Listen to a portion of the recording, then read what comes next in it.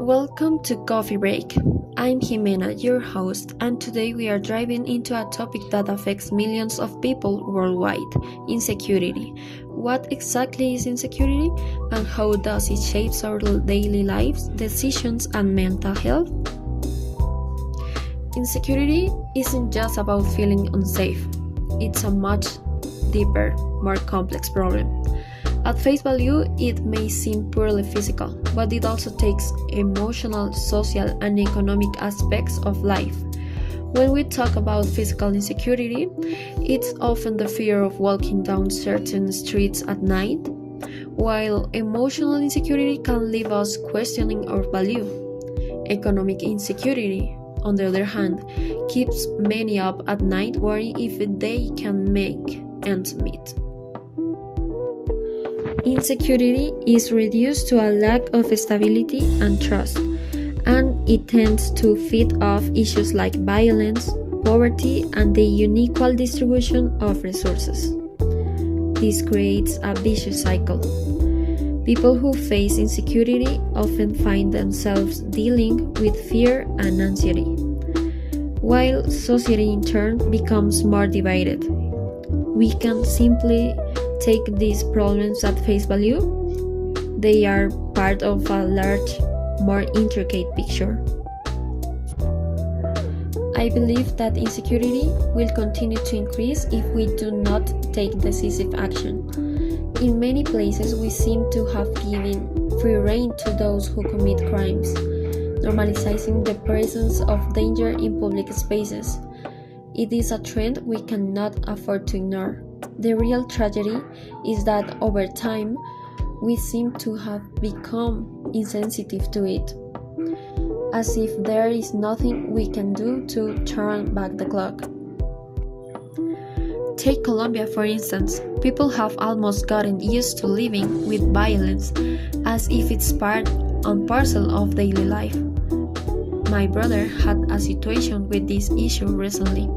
While trying to board the Transmilenio at the Portal de las Américas during the chaos, his backpack was stolen, and thieves made off with his cell phone. This kind of situation is becoming all too common. It's a clear reminder of how crucial it is to stay vigilant. Experts predict that organized crime in Latin America could increase by 20% by 2030. This forecast is particularly concerning given the region's complex socioeconomic landscape, where factors such as poverty, inequality, and lack of access to education here and there contribute to the proliferation of criminal activities. According to security analyst predictions, climate change could worsen insecurity in various regions of Latin America by 2035.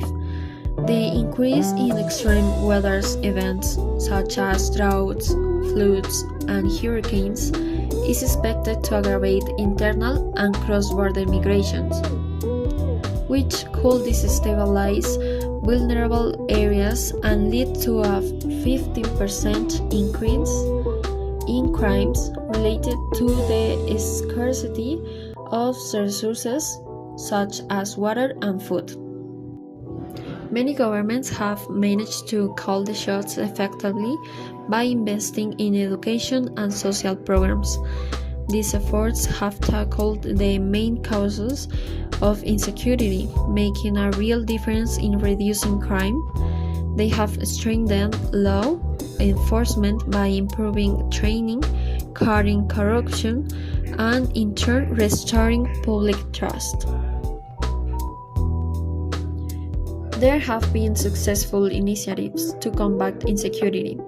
Communities around the world have been able to turn their hands to local watch programs, helping each other stay vigilant and reporting suspicious activity. These base movements, built on trust and cooperation, have helped create a sense of security where none existed before.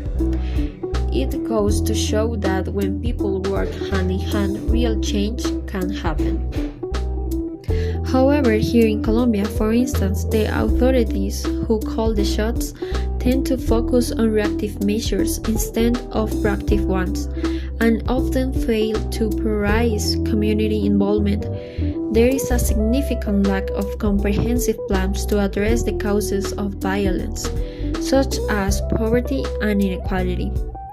They should focus on generating public trust, but they have not succeeded in tackling organized crime effectively. This failure to implement solutions could continue to complicate the progress in reducing insecurity. We don't have to reinvent the wheel. We can look for successful models in other countries like the Netherlands. They have focused on community safety by fostering strong relationships between citizens and security forces. This cooperation has created a safer environment and ensured that everyone has a say in their protection. Another example is Brazil, where community watch programs known as Vigilancia Comunitaria have been highly effective in reducing violence. These programs empower residents to work hand in hand with local authorities, keeping a close eye on their neighborhoods. It's a model that has turned things around in some of the most dangerous areas, proving that when people come together, change is not only possible, it's inevitable. As we wrap up today's episode, it's clear that fighting insecurity is not a small feat, but it's not an impossible one either. It requires both awarenesses and collective action over and over again. If we let fear dictate our actions, we will only end up turning a blind eye to the problem, allowing it to grow. I will leave you with this thought. Insecurity thrives in silence. Let's not turn our back on them. Thank you for joining me on Coffee Break. Until next time, stay safe, stay informed, and let's keep working together to build a more secure future.